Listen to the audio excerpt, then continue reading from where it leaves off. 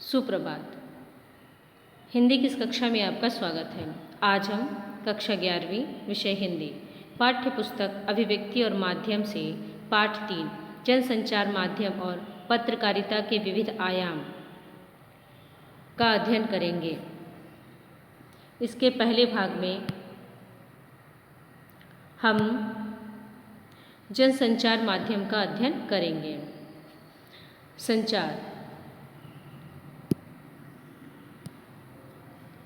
संचार के लिए अंग्रेजी में कम्युनिकेशन शब्द का प्रयोग किया जाता है।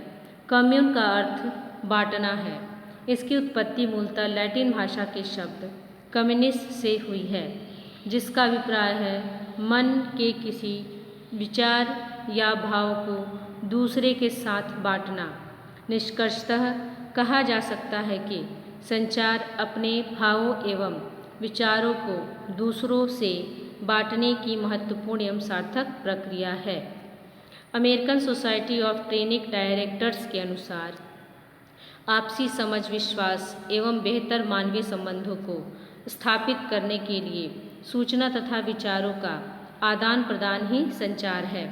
कोलंबिया एनसाइक्लोपीडिया ऑफ कम्युनिकेशन में दी गई परिभाषा के अनुसार एक व्यक्ति और दूसरे व्यक्ति के बीच अर्थपूर्ण संदेश का प्रेषण ही संचार है।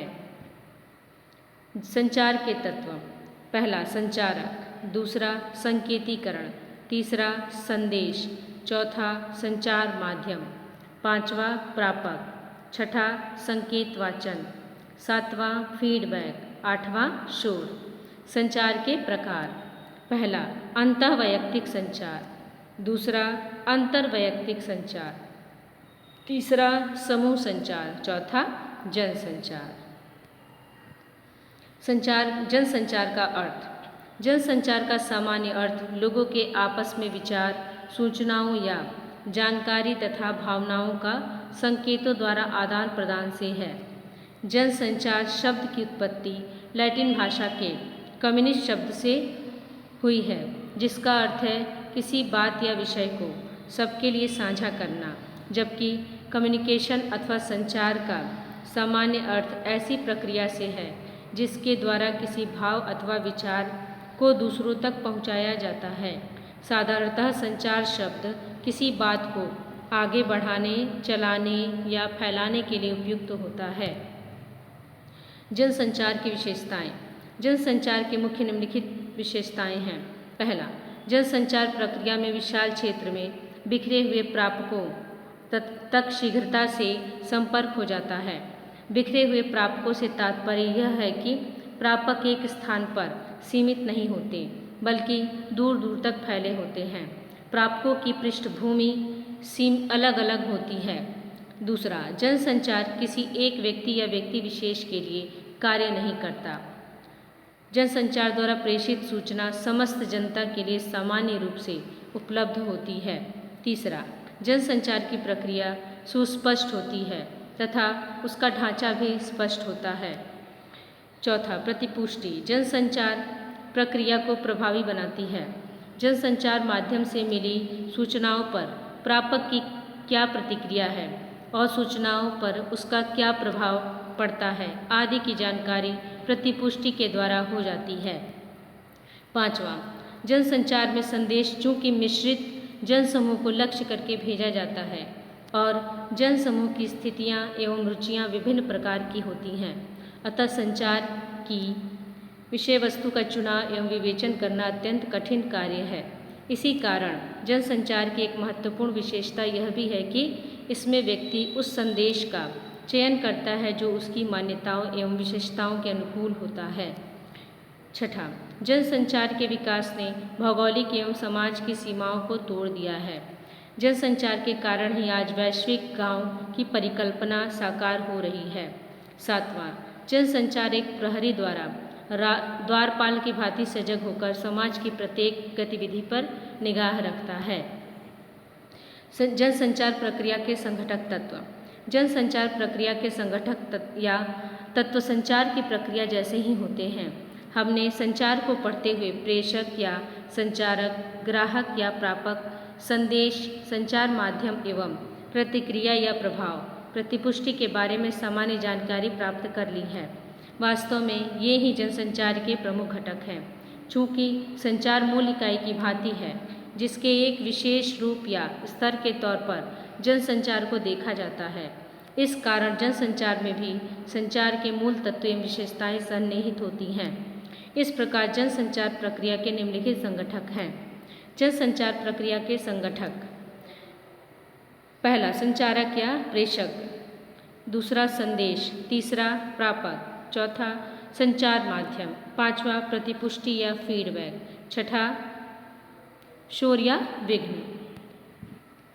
जनसंचार के कार्य: जनसंचार के माध्यम अनेक प्रकार के कार्य संपन्न करते हैं, जिनमें निम्न उल्लेखनीय हैं। पहला सूचना संग्रहण, संप्रेषण, प्रसार तथा विश्लेषण। दूसरा सामाजिक मूल्यों, ज्ञान व शिक्षा का संचरण। तीसरा मनोरंजन। चौथा निगरानी एवं नियंत्रण। पांचवा एजेंडा निर्धारण। छठा विचार विमर्श एवं बहुमत का निर्धारण।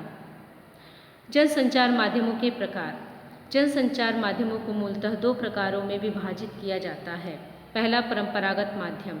परंपरागत माध्यम को लोक माध्यम भी कहा जाता है और इसकी शुरुआत सांकेतिक मूल्यों माध्यमों से होती है। प्राचीन शब्द एवं लिपि के आविष्कार के साथ साथ संचार एवं जनसंचार ने एक नई दिशा प्राप्त की।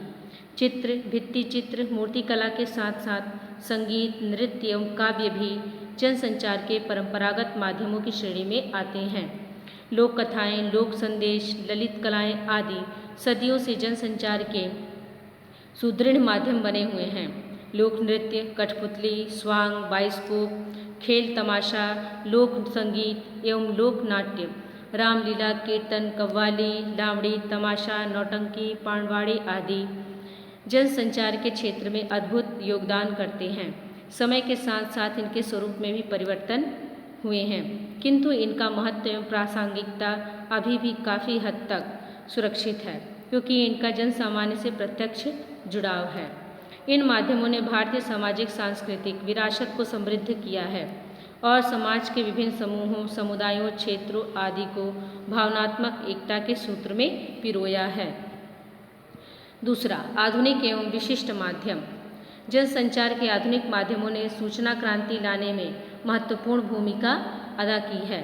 आधुनिक काल में लोकतंत्र को जीवित एवं सुदृढ़ रखने में ये एक महत्वपूर्ण हथियार के रूप में कार्य कर रहे हैं।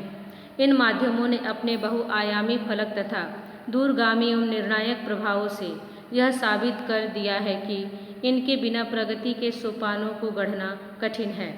आधुनिक समाज इनके कारण ही सूचना समाज के रूप में विकसित हो सका है, जहां हर पल घटने वाली सूचनाओं की आवश्यकता पड़ती है।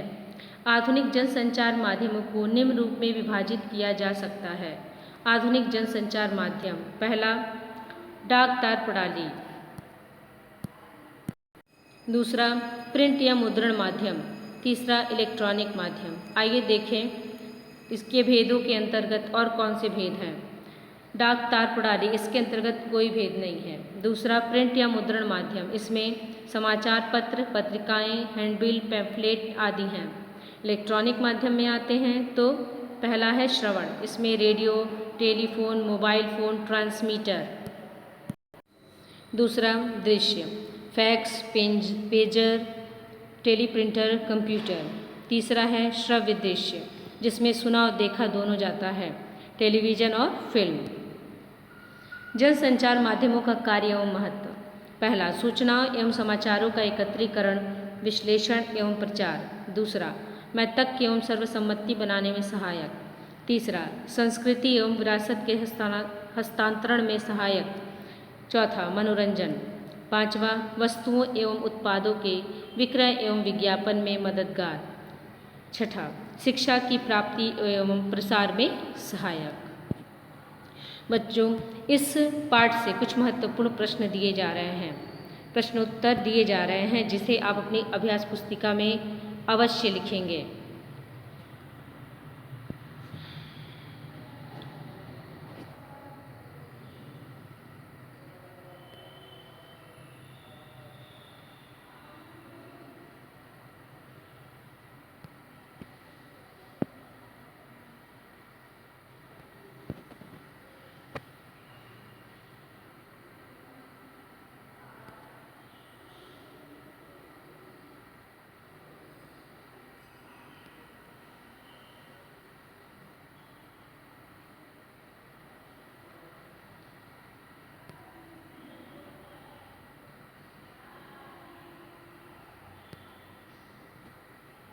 धन्यवाद।